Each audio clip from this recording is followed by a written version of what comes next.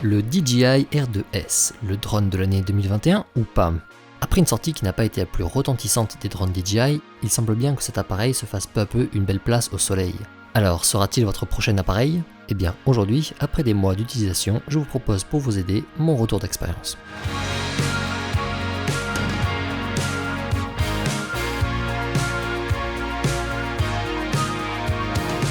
Salut à tous, bienvenue pour ma vidéo retour d'expérience sur ce DJI R2S que j'ai maintenant depuis 8 mois, c'est-à-dire depuis avril dernier. 8 mois que je vole avec, c'est mon drone principal. On va parler un petit peu de tous ses points forts, de tous ses points faibles, de tout ce qu'on peut ne pas savoir quand on achète cet appareil-là. On va voir ensemble si du coup c'est un appareil qui peut vous convenir ou pas. Et je vous propose qu'on commence tout de suite par une petite présentation du drone, pour rappel pour ceux qui ne savent pas. Ce DJI R2S, c'est l'avant-dernier modèle que DJI a sorti. Le dernier maintenant, c'est le Mavic 3 qui est sorti en novembre dernier. Lui, il est sorti en avril. C'est le successeur du Mavic R2 avec des fonctionnalités en plus. Tout ça pour un prix de 999 €. 1000 € on va dire, et 1300 € si vous prenez le pack Flymore Combo avec 2 batteries supplémentaires. Alors ce DJI R2S, la grosse amélioration, c'est son capteur qui est de 1 pouce, comme sur le Mavic 2 Pro, là où le Mavic R2 avait un capteur 1,5 pouce. Ici, nous avons un appareil qui peut filmer en 5,4K jusqu'à 30 images secondes, ou en 4K en 60 images secondes. L'autonomie de l'appareil est de 30 minutes sur le papier, en pratique je tiens environ 25 minutes avec, c'est dans les bons standards d'aujourd'hui. Un appareil avec l'Active Track qui nous permet de nous suivre automatiquement, un appareil avec 8 détecteurs d'obstacles, devant, derrière, dessus et en dessous, il ne manque plus que des capteurs sur les côtés, et au final un drone qui pèse 595 grammes, soit 2 fois plus que les mini. Voilà, ça c'est les caractéristiques principales de l'appareil, on va passer maintenant à mon retour d'expérience. Alors cet appareil, après 8 mois, qu'est-ce qu'on en pense? Alors déjà moi il faut savoir qu'avant je volais avec un Mavic Mini, donc je suis une personne qui est passée d'un drone plus petit à cet appareil là. C'est important à savoir parce que ça va conditionner un petit peu mon retour d'expérience forcément. Déjà, le premier point dont j'ai envie de parler, c'est tout simplement la construction du drone. À quel point il est différent de la gamme Mini, et notamment du Mavic Mini que j'avais avant. Ici, avec cet appareil-là, on a vraiment un drone qui est un peu plus lourd, qui pèse quasiment 600 grammes, mais dans un format toujours très réduit. Il n'est pas non plus 2 fois plus gros qu'un Mavic Mini. Ce qui fait qu'on a vraiment un drone qui est très compact, et ça se sent quand tu l'utilises. Alors ça se sent dans le bon sens, je trouve. C'est vraiment cet appareil-là, quand tu le manipules, t'as pas l'impression que c'est fragile en fait. Surtout au niveau des bras de l'appareil, quand tu les plies, quand tu les déplies, tu sens vraiment en fait qu'ils viennent se clencher dans une position, soit une position repliée, soit une position dépliée. Il n'y a pas de jeu en fait ici, tu vois. C'est un truc assez solide, c'est vachement sécurisant. Tu sens pas que c'est fragile, à la différence des Mavic Mini Kawasi, où quand en fait tu les bouges, tu sens vraiment que c'est beaucoup plus léger, que tu as un peu peur. Les hélices se baladent, à la différence des hélices ici qui sont bien plus rigides. Voilà, il y a un niveau de finition qui est beaucoup plus rassurant sur ces gammes R, que ce soit le Mavic R2 ou que ce soit le DJI R2S, par rapport au Mini, où tu sens que il y a du jeu quoi en fait. Très clairement, tu vois avec les pieds ici, à quel point ça bouge. Attendez, je vais vous essayer de vous montrer. Regardez. Regardez-moi ça. Alors que lui, les pieds qui sont là, en fait, je suis pas prêt à les faire bouger quoi. Il y a un côté très rassurant là-dedans, qui moi me rassure vraiment au quotidien, parce que tu te sens que ce drone-là est moins fragile. Ça veut pas dire qu'il faut pas en prendre soin, bien entendu, mais c'est beaucoup plus rassurant. Les performances de vol, et bien là aussi en fait c'est un appareil qui est vraiment très fiable et qui est surtout très rassurant. Pendant 8 mois où je m'en suis servi, je n'ai jamais eu tout simplement un message d'alerte, par exemple indiquant un vent fort ou indiquant une température trop chaude ou trop froide, notamment en ce moment en hiver. Moi qui viens du Mavic Mini, c'est quand même très appréciable. Le Mavic Mini, j'avais facilement une fois sur 2 un message de vent fort. Là j'ai jamais eu. Et surtout ce drone là n'a jamais pris le vent, et même si des fois il y avait du vent, mais en fait il est toujours resté bien stable, il n'est pas embarqué par ce vent là. Alors j'ai pas tourné bien sûr avec des vents à 40-50 km/h, on va dire que le maximum c'était à 20, 25, 30. C'est un drone qui est vraiment bien fiable, et ça c'est un point hyper important je trouve. La transmission de l'appareil avec cette radiocommande que je vais sortir, qui est tout à fait ici même. La transmission est en Locusync 3 entre ces deux appareils là, c'est mieux que sur les Mini, c'est mieux que sur le Mavic R2, c'est semblable au Mavic 3, c'est Locusync 3 Plus sur le Mavic 3. Bref, c'est une transmission qui est assez irréprochable. J'ai des lags des fois qui sont liés en fait à DJI Fly qui me repasse en mode HD alors que je préférerais être en mode fluide. Voilà, ça c'est pour le retour caméra, le retour image, pas pour la transmission avec la radiocommande. Voilà, ça c'est le seul truc des fois qui est un petit peu capricieux. J'ai l'impression que j'ai des gros lags, que j'ai des grosses perturbations de vol, alors qu'en réalité non, c'est juste mon retour image qui est passé dans une définition trop élevée pour suivre en fait la cadence. Alors, respectant plus ou moins la loi française, je ne l'ai jamais amené très loin cet appareil là, j'ai jamais fait des tests pour l'amener à 4-5 km. je suis toujours resté dans un rayon de 1 km on va dire. J'ai jamais eu de souci. Sur 1 km, j'ai même, je crois, jamais perdu ne serait-ce qu'une seule barre de transmission. Donc c'est très rassurant, pareil venant du Mavic Mini qui était en système Wi-Fi, où vraiment au bout de 500-600 mètres, des fois j'avais de gros soucis. Là j'ai vraiment une sérénité de vol qui me permet de faire tout ce que je veux sans trop me soucier d'une potentielle perturbation du signal. Ok, ça c'était toutes les conditions un petit peu de vol avec cet appareil là. Comme vous pouvez le voir, vraiment j'ai rien à dire de mal en fait là-dessus. Cet appareil là est vraiment rassurant en tout point. On se sent pas en fait en insécurité, on se sent serein quand on pilote avec. Et ça fait plaisir. On se sent serein, il y a quand même un truc dont on va parler maintenant. Ouais, en fait non, il y a quand même un petit truc qui me chagrine avec cet appareil et ça va être tout de suite le point faible de cet appareil dont on va parler maintenant. C'est tout simplement la vitesse de l'appareil. Alors en fait c'est un drone, je crois que c'est pareil pour le Mini 2 et pour le Mavic Air 2, mais en fait tous les drones qui sont sortis après le Mavic Mini, je trouve maintenant qu'ils sont trop rapides. Cet appareil là, il a 3 modes de vol. C'est le mode Cine Smooth, le mode normal et le mode sport. Sport rapide, normal, Cine Smooth c'est lent. Sur un Mavic Mini, le mode Cine Smooth allait vraiment très lentement, si bien qu'en réalité je volais tout le temps en mode normal. Et bien avec cet appareil là, la vitesse est beaucoup plus élevée pour les 3 modes, pas que le sport, ce qui fait que je vole tout le temps en Cine Smooth, jamais en normal et en sport. Et le souci que ça pose, c'est qu'en Cine Smooth, en fait, je me retrouve dans les conditions de vol du mode normal avec le Mavic Mini. Et des fois, quand j'ai besoin d'aller très lentement, eh bien, je n'ai pas de mode pour ça avec ce DJI R2S. Effectivement, dans ces cas-là, la seule possibilité que j'ai pour faire un plan très lent, c'est de ne pas appuyer à fond sur les joysticks. Ce qui est dommage, car ça rend le pilotage moins précis. Malgré le fait qu'on ait 3 modes de vol différents, eh bien au final, on n'a pas de mode où on peut appuyer à fond pour rester précis tout en conservant une vitesse lente, comme c'était le cas avec les anciens modèles DJI. Vous voyez à l'image un petit exemple, en haut le Mavic Mini en vitesse Cine Smooth à fond, et en bas le DJI R2S en vitesse Cine Smooth à fond aussi. On voit bien que le R2S est beaucoup plus rapide que le Mavic Mini, pourtant c'est le même mode de vol. Là c'est le truc que je reproche un petit peu avec cet appareil, déjà je me sers quasiment jamais du mode normal et du mode sport, du coup ça me fait 2 modes en fait sur 3 qui ne me servent pas et surtout qui sont en doublon, parce que le mode normal est assez proche du mode sport au niveau des vitesses. Et surtout ce mode Cine Smooth, je le trouve trop rapide. Alors c'est un défaut qui est régulier maintenant, c'est un défaut que a le Mini 2, que a le R2S et que a le Mavic Air 2. C'est un truc que j'aimerais bien revoir sur les prochains drones, un mode Cine Smooth beaucoup plus lent.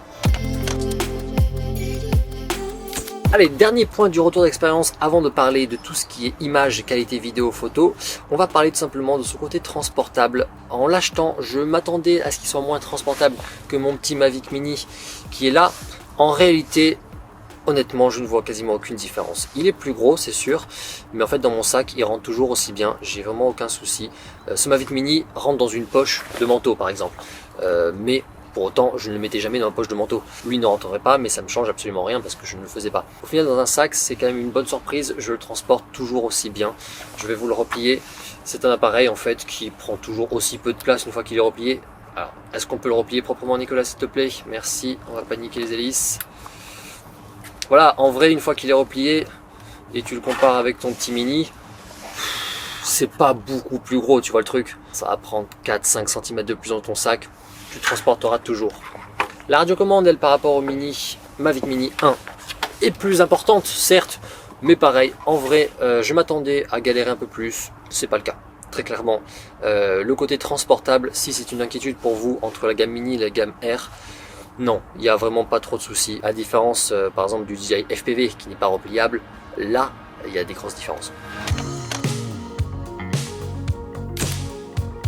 Allez, on attaque maintenant toute la partie audiovisuelle de cet appareil là, donc la qualité photo, vidéo, ainsi que toutes les fonctionnalités de prise de vue qu'il propose. Est-ce que c'est pertinent, à quel point on s'en sert ou pas?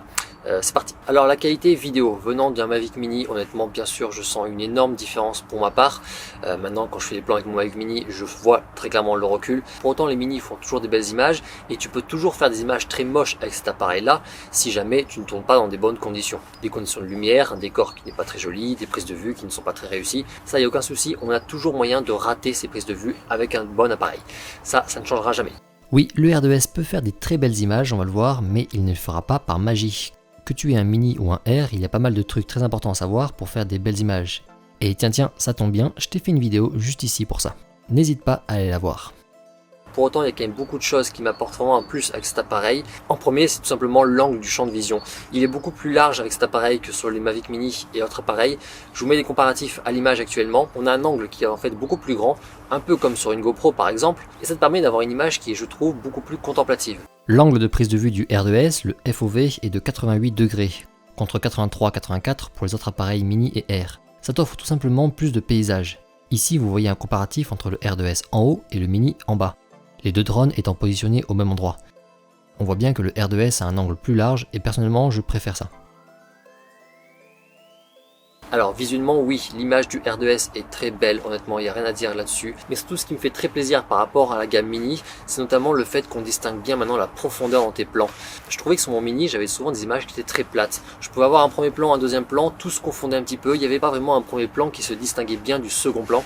Avec ce R2S, c'est vraiment le cas. C'est comme ce que je voyais avec le Mavic 2 Pro. Tu ressens vraiment un côté 3D en fait dans tes images, où tu as vraiment l'impression qu'un décor est bien représenté en profondeur, ce qui était vraiment un truc qui me manquait avec la gamme Mini. Donc visuellement, l'image est très belle dès lors que tu sais bien t'en servir. Encore une fois, je dirais même que pour l'instant, les images que j'ai vues du Mavic 3 avec son capteur micro 4 tiers, j'ai pas vraiment vu une grosse différence. Allez, on commence à parler un petit peu plus des specs de l'appareil. La 5,4K, pour commencer, honnêtement, ça sert à rien. Moi, souvent par fainéantise, je tourne en 5,4K parce que j'ai une carte SD de 128 Go et donc souvent je suis tranquille là-dessus. Mais en vrai, tourner en 4K 30 fps ou 25 fps selon comment vous êtes, c'est largement suffisant et c'est en fait le mieux limite, parce que si jamais vous avez une carte SD qui est assez remplie ou alors qui est de faible capacité, eh bien ça va vous bouffer beaucoup moins d'espace. Donc le 5,4K en soi, ça sert quand même pas à grand chose. Si vous avez un écran 5K, à la limite, sinon en vrai le 4K suffit largement. Oui, de mon côté, je publie quelques vidéos en 4K et d'autres en HD. À la limite, la 5,4K permet de zoomer dans tes images en 4K sans perdre en qualité. Mais ici encore, de mon côté, eh bien en fait je le fais jamais. Donc cette définition, je pourrais largement m'en passer. C'est du luxe, bon, ça fait quand même plaisir de savoir qu'on l'a. Alors ce drone là peut faire du ralenti également en 4K. Le gros piège c'est qu'en 4K 60 fps ou 50 fps, eh bien ça crop dans l'image et ça crop quand même pas mal. Ça me dérange, moi très clairement ça me dérange, ce qui fait que je n'utilise jamais le 4K 50 ou 60 fps. Cropper dans l'image et donc du coup perdre ce côté grand angle que j'aime beaucoup, non, j'aime pas. Je préfère largement avoir une image qui ne peut pas être ralentie, mais au moins où j'ai tout mon angle de champ de vue, plutôt que avoir une image qui est potentiellement ralentie, mais avec un angle beaucoup plus restreint. D'autant plus que mon utilisation à moi ne nécessite quasiment jamais de ralentir mes images en drone, même si je trouve que cet appareil là est trop rapide. En réalité, je m'assure au tournage de faire des plans qui vont à la vitesse que je souhaite. Donc le ralenti ne me sert quasiment jamais. Ça, c'est une réalité. Pour le plus sportif, on en parlera quand on parlera d'Active Track. Ça sera sûrement utile. Pour les gens qui ont une utilisation standard, en réalité, le FPS, on s'en fiche très clairement. Alors toujours dans les réglages vidéo de l'appareil, la plupart du temps, moi de mon côté, je tourne en mode normal, pas en mode log, tout simplement parce que le mode log nécessite quand même pas mal de retouches post-prod et c'est surtout en réalité assez stressant une fois que tu es sur place de se dire que potentiellement si tu n'arrives pas à bien retoucher tes images, eh bien tu auras des images complètement flat.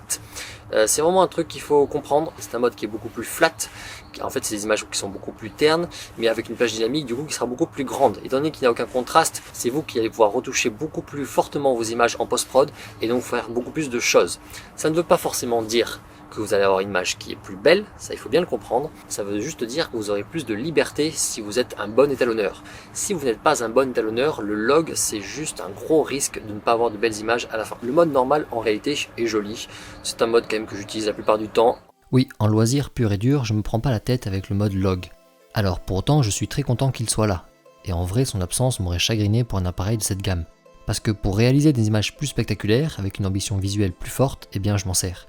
Vous voyez ici à l'image des exemples de retouches possibles grâce au log, ce qui ne serait pas vraiment réalisable en mode normal. Mais, je dois bien le dire, ce n'est uniquement que pour quelques rares projets pour lesquels je passe beaucoup de temps en post-prod et forcément en étalo. Donc moi voilà, de mon côté c'est du 4K 25 fps en mode normal la plupart du temps. Quand je veux des projets un peu plus cinématographiques, là je passerai en 5,4K et en mode log pour pouvoir retoucher mais Le mode log, encore une fois, hein, il faut vraiment bien savoir étalonner, c'est-à-dire qu'il va falloir pousser pas mal l'étalon avant de retrouver une image qui est un minimum saturée, qui est un minimum jolie à regarder. Il va falloir pousser pas mal, et en poussant pas mal, on peut récupérer des trucs qui sont pas très jolis à gauche à droite si on fait pas attention.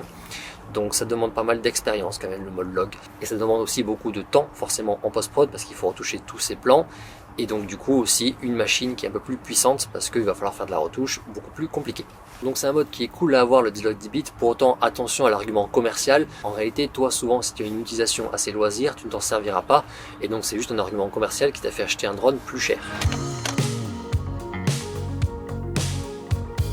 Un petit piège qui m'arrive souvent avec ce DJI R2S, c'est la mise au point, tout simplement. Ce DJI R2S, par rapport au Mavic Mini, tu peux régler la mise au point. Et ça, c'est un truc, eh bien, je me suis fait avoir au début, 2 fois précisément, au décollage en fait de l'appareil. Quand je faisais décoller mon appareil au sol, j'avais par exemple des fois un objet juste devant lui, comme la radiocommande actuellement. Et bien du coup, mon drone, ce petit coquin, il faisait la mise au point sur elle.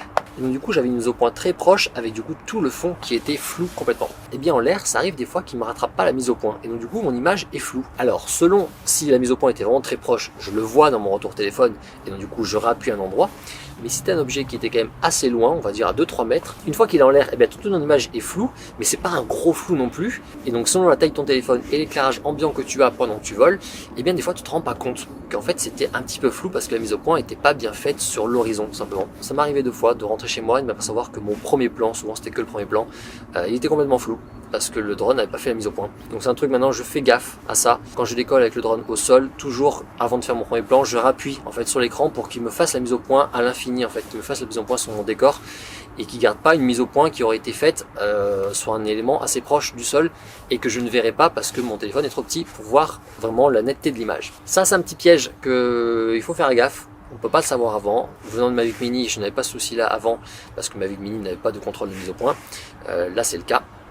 Donc voilà, attention à ça. Alors le capteur 1 pouce du DJI R2S, à quel point en fait tu sens la différence? Tu la sens dans la réduction du bruit en basse lumière, ça c'est vrai. Quand tu es en coucher de soleil ou en lever de soleil, tu sens quand même que ton image est moins bruitée par rapport à un Mavic Mini par exemple, ce qui te permet d'avoir toujours une image assez clean, même en faible luminosité. Pour autant, dire que le bruit, ou le grain selon comment vous l'appelez, a totalement disparu grâce au 1 pouce, non, c'est faux. En conditions optimales, en pleine journée, il n'y a pas de bruit, il n'y a pas de grain, il faut vraiment aller vraiment chipoter dans un endroit très sombre pour le voir. En faible luminosité, on en a quand même toujours un peu, encore plus si tu es quasiment dans des conditions de nuit. Ça, faut pas non plus rêver, c'est du 1 pouce. N'oublions pas non plus que le 1 pouce, c'est pas du plein format non plus. Ça reste, pour un appareil photo par exemple, ridicule. Alors, le capteur 1 pouce, ça servirait surtout aussi aux photographes. Moi, mon retour d'expérience, eh bien, il est très pauvre là-dessus parce que je suis un piètre photographe, malheureusement. C'est quelque chose que j'essaye d'améliorer tout doucement. Mais voilà, l'utilisation photo du DJI R2S, je m'en suis quand même très peu servi. J'en ai une utilisation principalement en vidéo. Alors ça se voit très clairement pour les quelques photos que j'ai prises, j'ai dû en prendre une 50aine je pense avec. L'image est meilleure que sur un Mavic Mini, elle est beaucoup plus nette que sur un Mavic Mini, il y a beaucoup plus de couleurs qui ressort. Le RAW est sympa à utiliser aussi, mais bon, j'ai rien à dire dessus, je m'y connais pas assez pour vous en parler précisément. Ok, on va commencer à parler des modes de vol de ce DJI R2S. Premièrement, le Master Shot. Le Master Shot, ce petit mode qui permet de faire tout automatiquement. Moi je trouve que sur un DJI R2S, on s'en fout complètement. On n'achète pas un DJI R2S pour faire du Master Shot à mon sens. Peut-être que ça servirait à quelqu'un, et dans ce cas-là c'est très bien, tant mieux. Mais très clairement, moi je m'en suis servi une seule fois juste pour vous faire une vidéo où je vous montrais en fait le résultat. Je m'en suis jamais resservi, je trouve ça un peu kitsch. En revanche, je trouve que ce serait très pertinent ce mode-là sur les Mavic Mini, sur les Mini 2. Donc j'espère qu'on le verra sur un Mini 3.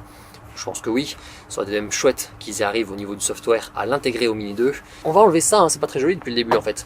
Le Master Shot n'a quand même pas beaucoup d'intérêt à mon sens sur une gamme aussi élevée que le R2S. C'est pas ça qui va faire la grande différence d'un point de vue commercial pour nous, j'estime. Si vous avez une utilisation assez poussée, ne vous dites vraiment pas que c'est une raison de plus d'acheter ce R2S.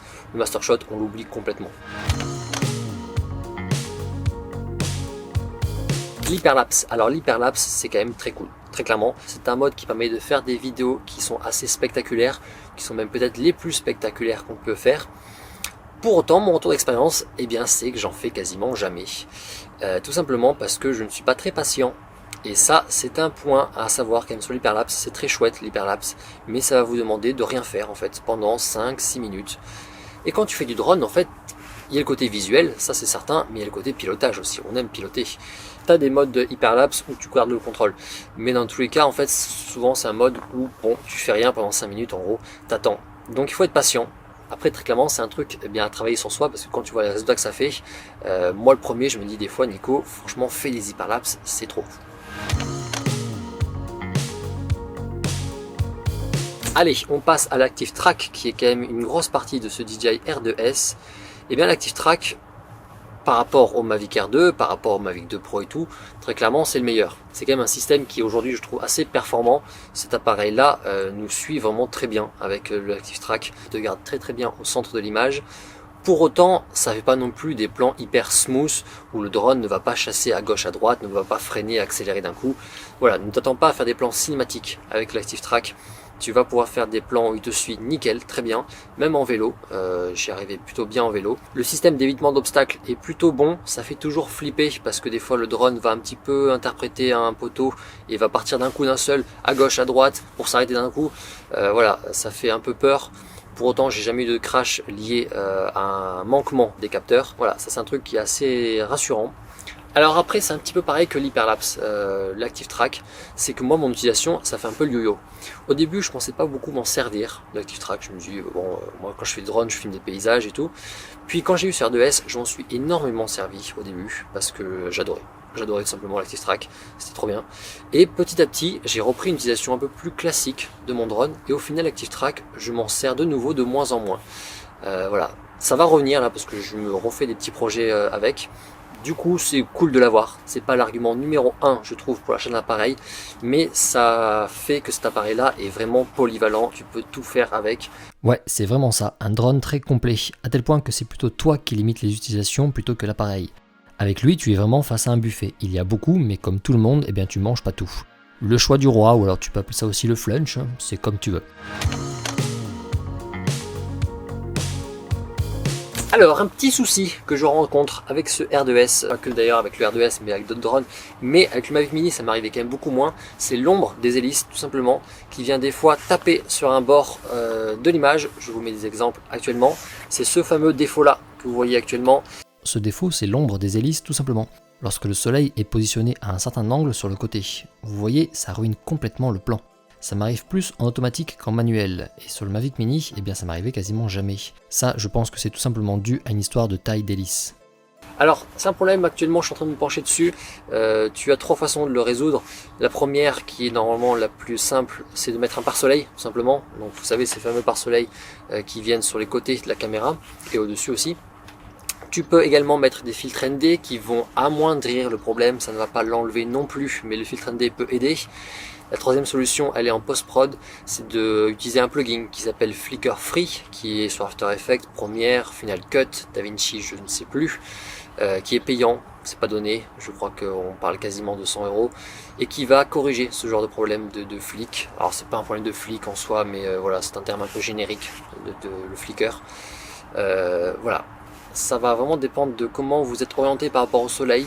C'est un souci qui est assez régulier et qui est assez contraignant par moment. Allez, dernière partie de cette vidéo, tout simplement mon avis un petit peu final sur cet appareil et aussi en fait quel usage, pour qui, quoi en penser dans un français absolu, merveilleux. Bon, très clairement j'en suis plus que satisfait. C'est un appareil qui moi vraiment, comme j'en parlais au tout début, me sécurise, me rend serein en vol. C'est pas du tout français tout ça, mais c'est pas grave, on continue quand même. Voilà, je me sens serein quand je pilote ce R2S, quand je le prends, quand je le déplie, quand je me le manipule. C'est un drone qui est vraiment abouti, je trouve, à mon sens. C'est peut-être le drone le plus abouti, le plus polyvalent que DJI ait fait. Même avec le Mavic 3 qui est sorti, qui a une utilisation beaucoup plus professionnelle. Lui, c'est vraiment le drone à tout faire en fait, également dans la partie voyage, étant donné qu'il se transporte plutôt facilement. Alors est-ce que c'est un drone pour débutants? Ça c'est un peu la grande question, avec au final une réponse qui est très paradoxale, parce que c'est un drone qui est orienté milieu haut de gamme, on va dire.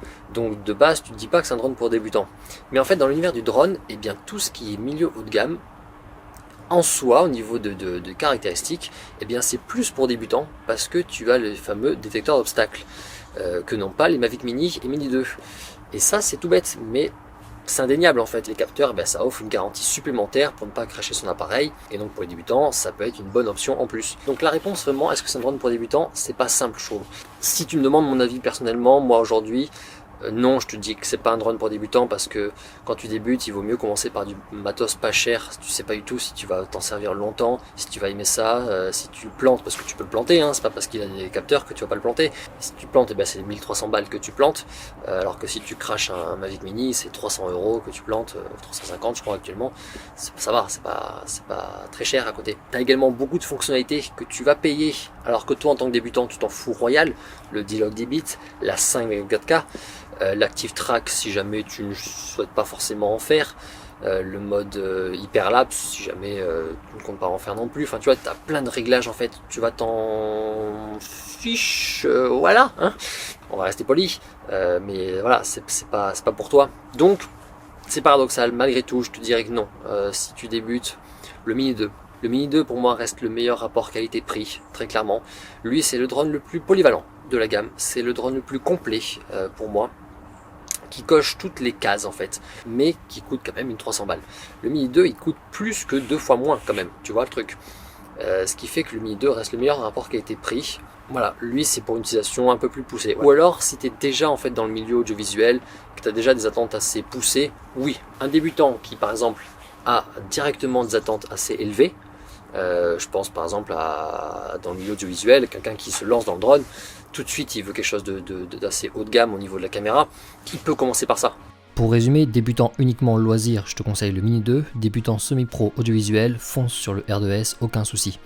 Pour les plus sportifs également, débutants ou non, là le R2S c'est le meilleur compagnon DJI actuellement. Alors s'il est le plus abouti aujourd'hui, pour autant il ne faut vraiment pas oublier le Mavic R2, plus accessible, qui reste à mon avis le haut de gamme amateur traditionnel. À partir du moment où tu n'as pas l'exigence du capteur 1 pouce par exemple, ce Mavic R2 te fera économiser de l'argent, toujours en te proposant des images magnifiques. Enfin, si 8 mois après sa sortie tu te demandes si ça ne vaut pas le coup d'attendre son successeur, pour moi, eh bien non, clairement. Il n'y a aucun signe qu'un nouveau R2S va sortir, et surtout, on l'a vu, il est en réalité déjà trop bien pour toutes nos utilisations.